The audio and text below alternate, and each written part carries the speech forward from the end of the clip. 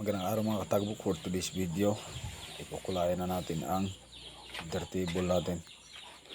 Una, before nang nangyari mga katagbok, ay tatapalan mo natin yung mga butas galing sa pinunso natin ng mga ulo ng pako. So dito mga katagbok ay gumamit tayo ng Pioneer epoxy para matibay na matibay yung tinapal natin. So tsaga-tsaga lang mga katagbok sa pagtapal kasi maraming butas itong center table natin kasi galing nga ito sa scrap na kahoy.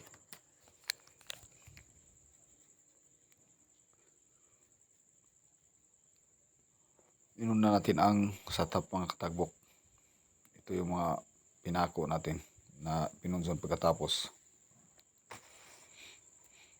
So mapapansin nyo sa bandang harapan ko mga katagbok, mayroon nandun yung upuan natin. So gagawan pa natin ang video kasi hindi pa tapos yung video natin tungkol sa sopa natin.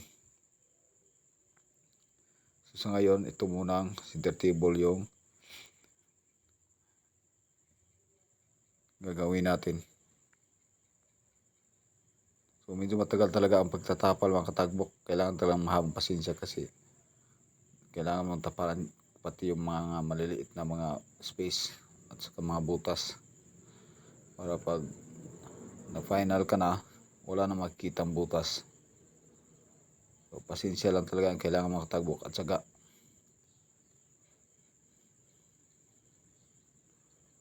tsagain lang natin lahat mga katagbok. Dito dumaan yung tatay ko, may dalang tinapay.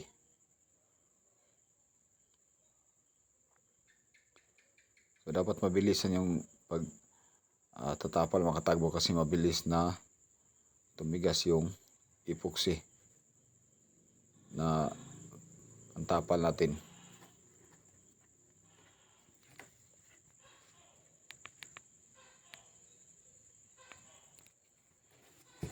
So ang ginamit pala natin para pantapal mga katagbok, yung napapansin yung stick ay kahoy yan na parang pinurma natin ng kutsilyo.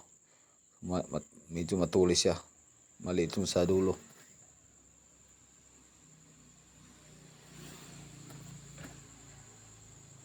So yung lagayan natin, kahit alam kung anong komportable kayo kung saan nilagay yung tapal nyo, yan yung ginamit ko, pinutol na plastic ng Zonrox. Yung nilagyan natin ng pinaghaluan natin ng epoxy. So kung familiar ka sa epoxy mga katagbok, dalawang lalagyan na yan o dalawang lata, so pula at saka puti. Kailangan paghaluin para tumigas. Tapos lalagyan natin siya ng alikabok galing sa pinagsandira natin na kahoy para ganun din yung kulay niya, hindi na kulay epoxy kasi ang natural na epoxy mga katagbok pula ang color or kulay. So dito pahinga tayo kunti kasi sumasakit na yung balakang natin sa kakayoko.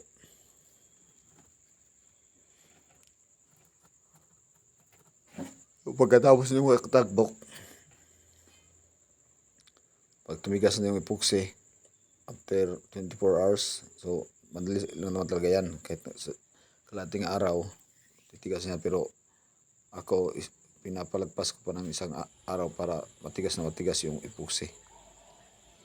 So dito pinakita natin mga katagbok, magkukulay na tayo pero before natin yan kinulayan mga katagbok, nagsander muna tayo. So hindi na lang natin pinakita yung pagsander at saka nagliha tayo ng mano-mano. Tapos sa top niya mga katagbok ay nag-router tayo para may design naman konti. So ang ginamit natin itong pagkulay mga katagbok ay Woodstein na D-base. So wala nang halo, so diretso na yung pahid. So gumamit tayo ng rag or pamunas. So tsaga-tsaga pa rin mga katagbok, so punas.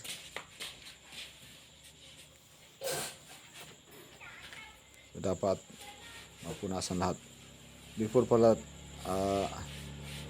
natin na pinunasan ng DBs mga katagbok ay nag-apply tayo ng anti-termite na medisina. So lahat binasa natin para hindi lapitan ng anay at saka bukbok. So pati sa ilalim, sa hindi nakita at sa taas, sa mga nakikita natin, pinapahiran natin yan ng anti-termite at anti-bukbok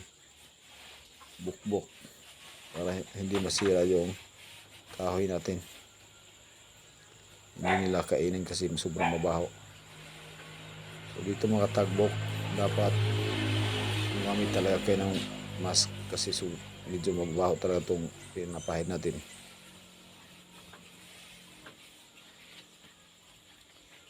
So, maingat na pagpahid mga tagbok. Dapat tingnan ng maayos para walang malimutan o walang malaktawan para makulayan lahat. So hindi lang isang beses natin itong papahiran mga tagbok. So unang pahid natin, after 1 hour or 2 hours, pahiran natin ulit para pulang-pula yung center table natin mga katagbok.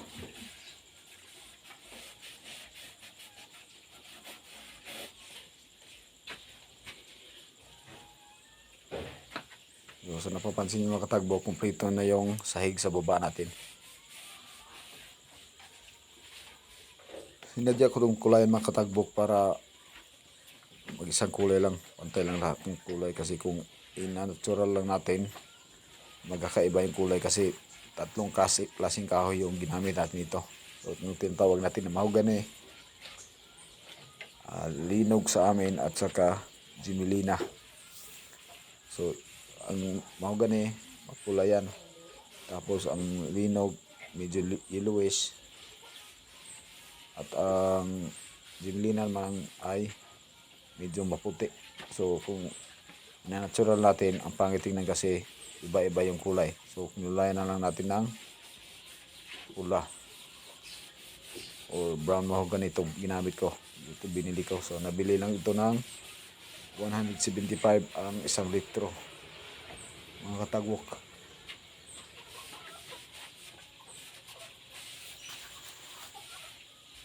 So tsaga lang talaga mga tagwok.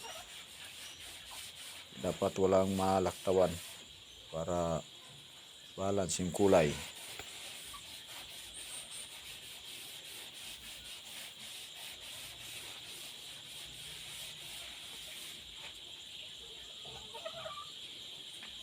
Medyo mahirap yung pagpahinal natin kasi makipot yung lugar natin.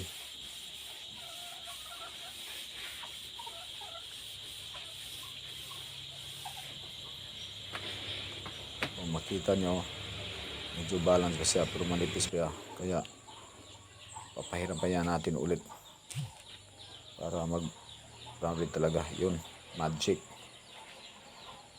pula na lahat.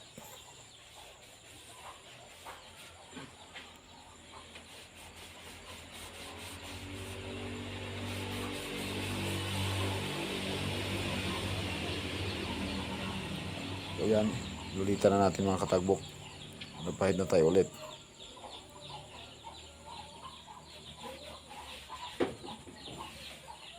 So abang-abang naman sa sunod mga katagbok, paalis na tayo, mag-a-apply na tayo ng varnish.